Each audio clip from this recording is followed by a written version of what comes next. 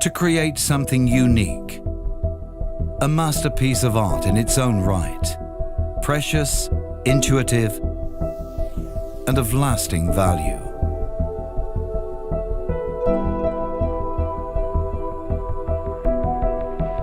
That has been the guiding principle and passion of Carlo, Jean, Rembrandt, and Ettore Bugatti. According to the ingenious founder, Ettore, every Bugatti had to be a holistic masterpiece in art, form, and technique, thus creating automotive legends like the Bugatti Type 35, the Royale, and the iconic Atlantic. From both a technical and aesthetic point of view, the Bugatti Veyron was the company's latest masterpiece, with breathtaking performance and of striking beauty. Now, it's time to move forward and to see the next step. The Bugatti Chiron.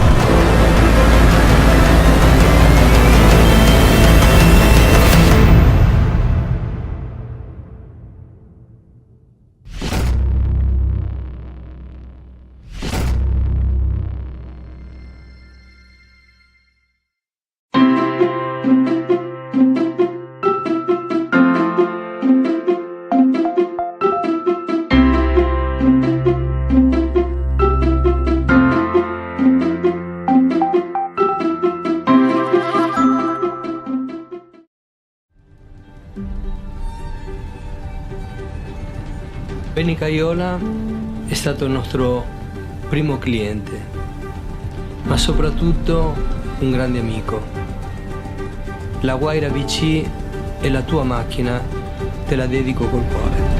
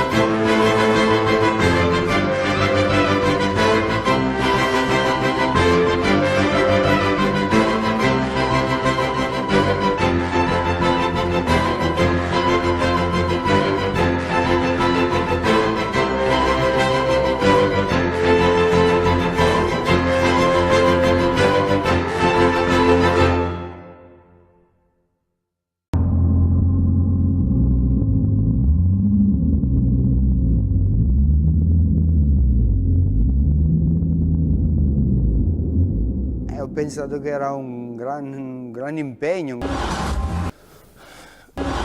Ecco.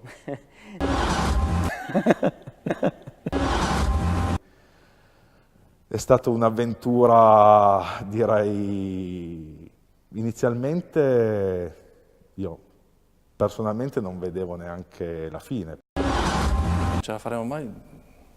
È logico, era un materiale che mai lavorato, quindi difficoltà sono state tante. Cosa possiamo fare di nuovo sulla carrozzeria? Well, the Vulcano is an Italian car built in Italy, built by people who are not afraid to take a new path, to explore new directions, not just the new design direction. We are looking here at a car made full of titanium. Candidato ideale che però ci ha dato non pochi problemi. Il titanio è un materiale molto compatto che non è elastico, perciò non ti permette di plasmarlo come vuoi, no? Lui è rigido, si rompe. Why titanium? Well, it's a very lightweight material, it's a very strong material, it's also a very hard material to work with. Difficile da lavorare, difficile da mettere insieme. O la facevamo in titanio o non la facevamo.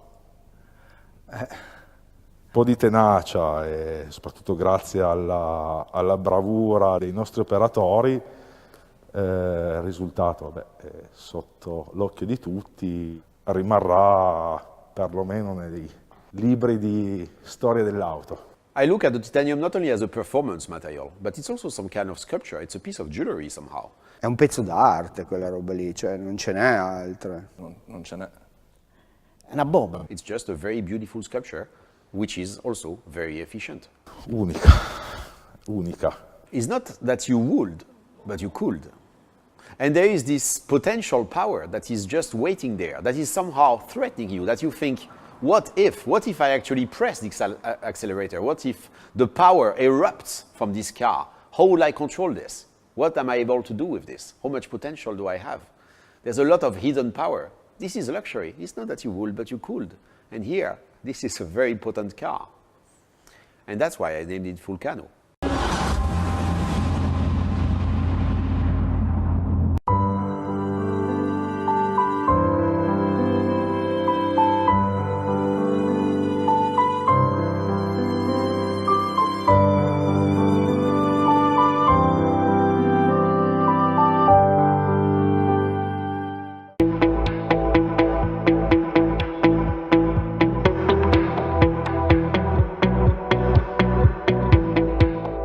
It's been a long discussion, backwards and forwards, probably Christian, Adrian and I, but it all somehow came to fruition over, if I remember correctly, sausages and mash at a pub in Woburn, and that's where it's all the ideas. It's not very hypercarish, is it? Aston Martin, Red Bull and Formula One all coming together to produce this unbelievable car. I mean, it's eye-watering. I'm sure Ron Dennis is spitting his coffee out as he speaks right now. So I'm very keen that we come up with a small, compact, light car that hasn't gone in the direction of one or two of its rivals, let's say.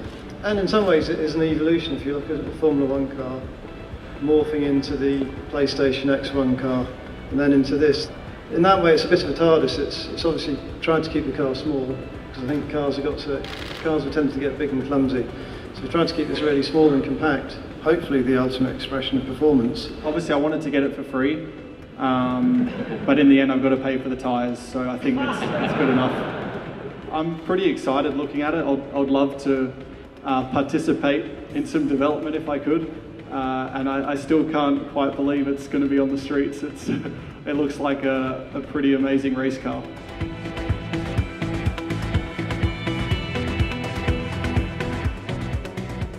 It's finally here. The tie-up between Aston Martin and Red Bull is a real thing. We've just had a look at the AMRB 001 supercar, megacar, hypercar thing. Now, as we see it at the moment, it's pretty much a concept. The real cars won't start happening, or at least prototypes, until 2017. Obviously, actual customer cars will follow shortly after that. But there are a few things we do know. For example, it will have a 1-to-1 power to weight ratio, and Adrian Newey, one of the car's masterminds, has said that it will weigh less than 1,000 kilos, which means potentially it could have 999 horsepower, which would be pretty cool.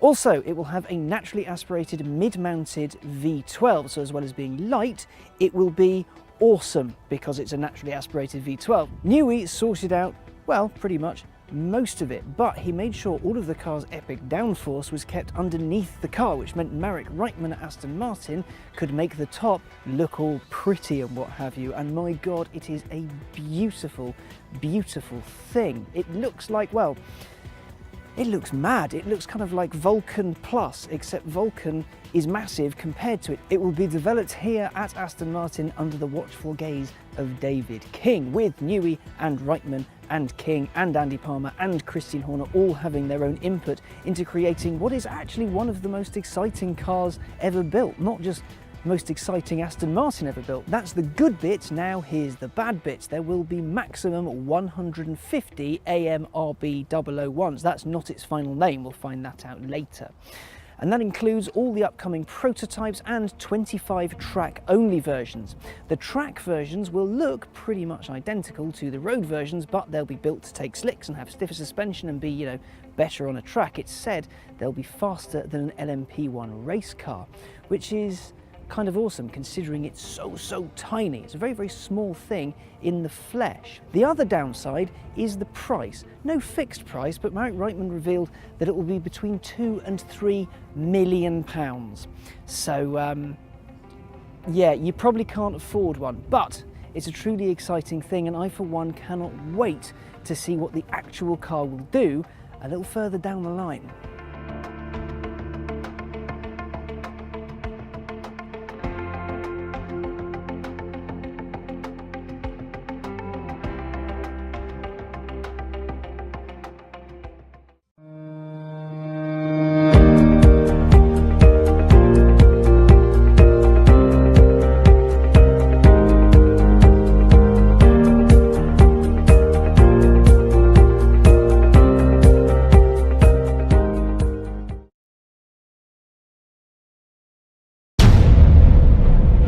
In all the books and stories that we read, it is the most beautiful and elegant creature the world has ever seen.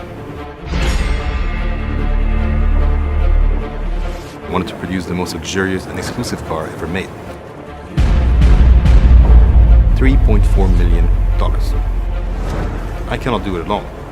I had to get the support of the biggest people in the industry.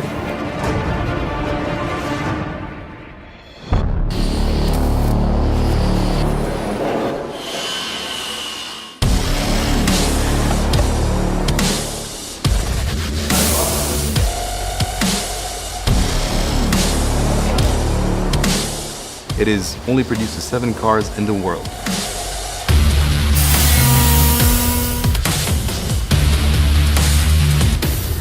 We were able to create an engine and performances that exceed expectations.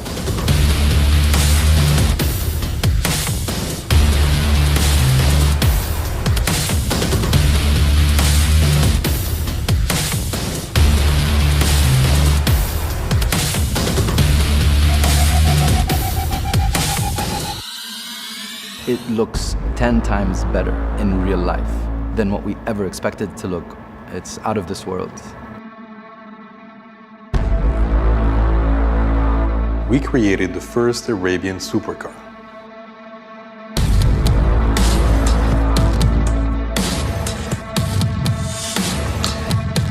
The launch of the first Arabian hypercar, the W Motors Lycan.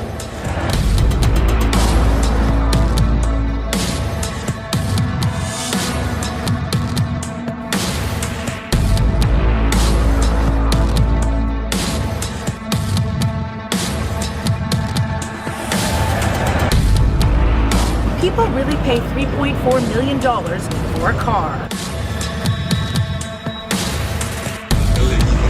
أكيد إنجاز عربي وطبعاً قبل كل شيء إنجاز عالمي.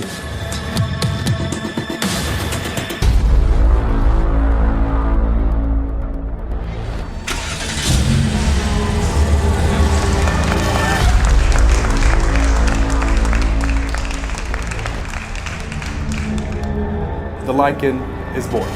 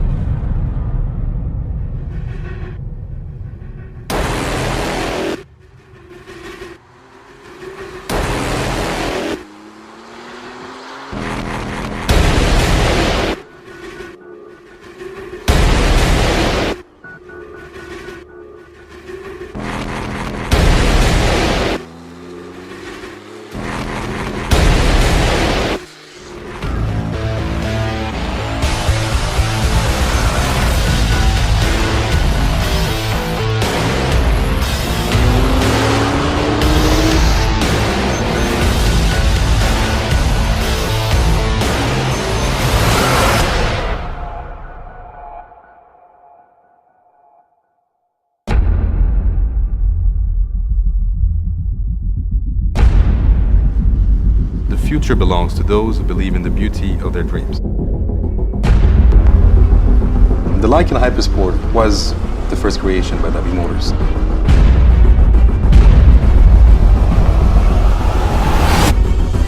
But it's only the beginning.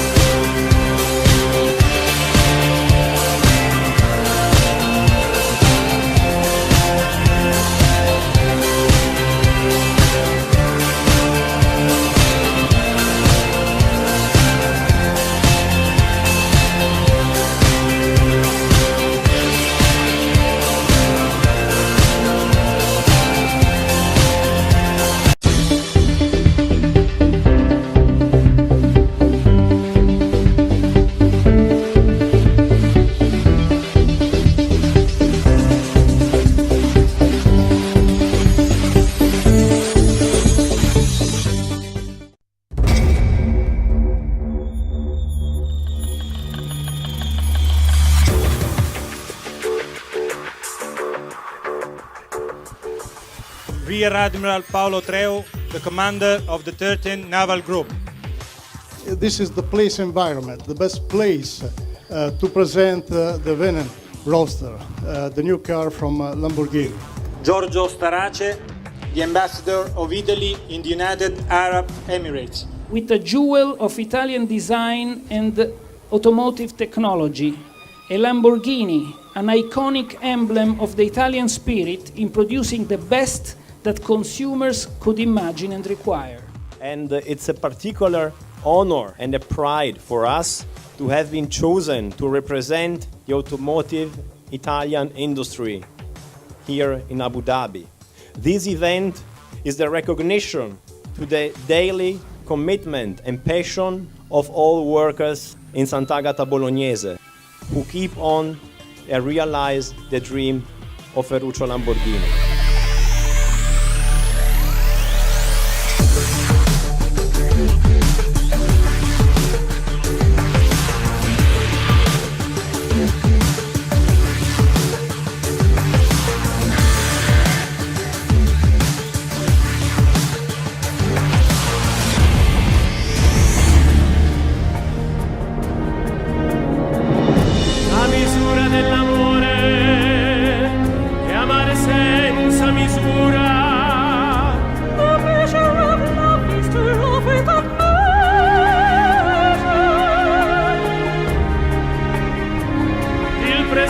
Del passato e la memoria. The measure of time is too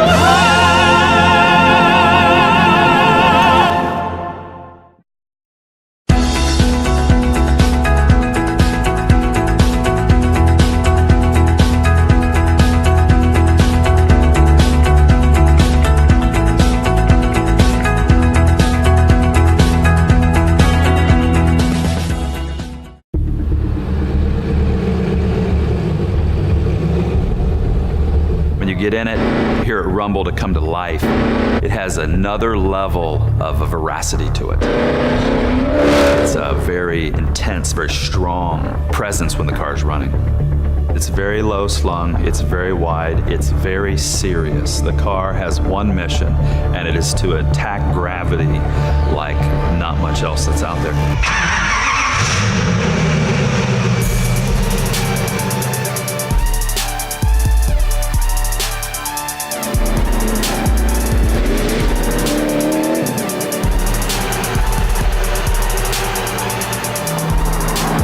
Koenigsegg started as a man, Christian von Koenigsegg.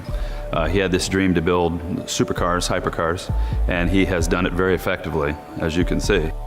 The Koenigsegg Trevita, which is the car in question here, simply means three whites. The original run at the end of the CCXR before they went into the Agera was going to be this Trevita. They admit that it was so long, so laborious, that they elected to make it more collectible by going with just two. This particular car, for example, took the top speed record from the Bugatti Veyron, which was 253.6. It lasted for years.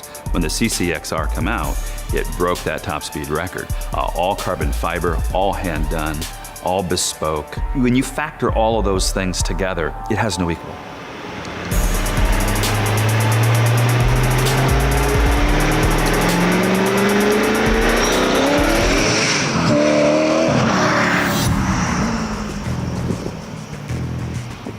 Koenigsegg themselves calls it the diamond on wheels. They put into the pre-preg resin a diamond shimmering proprietary formula to turn the dark carbon into a silvery white. And in the light, the car literally appears like there's millions of diamonds shimmering on the surface. It's incredible.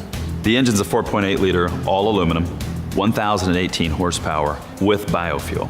So with the E85, it burns cleaner, it burns cooler, and it creates more octane, and then it makes the 1018. And in the 1018 with the biofuel is when it surpassed the 253.6 top speed record of Bugatti.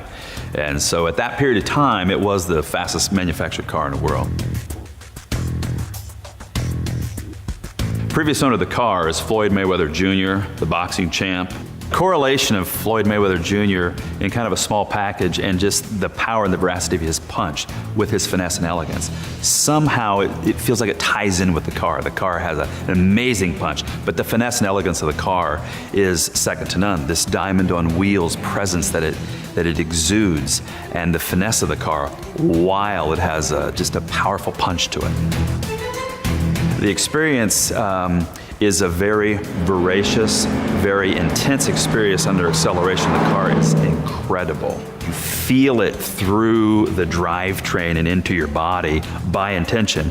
And it is a neat, unique feel that I've not felt with a lot of other cars. Like the Champ, it absolutely demands respect. And if you don't give it respect, it's gonna make you. I will be sad to see Trevita go. The timing of it is almost interesting, where you have the greatest car show in the world, you have one of the best auction houses in the world in the way of Mecum, and you have one of the greatest cars in the world all converging 1 week prior to the champ going for 50-0. So we look at that and say, the timing of that is unbelievable. But I will be sad to see her go.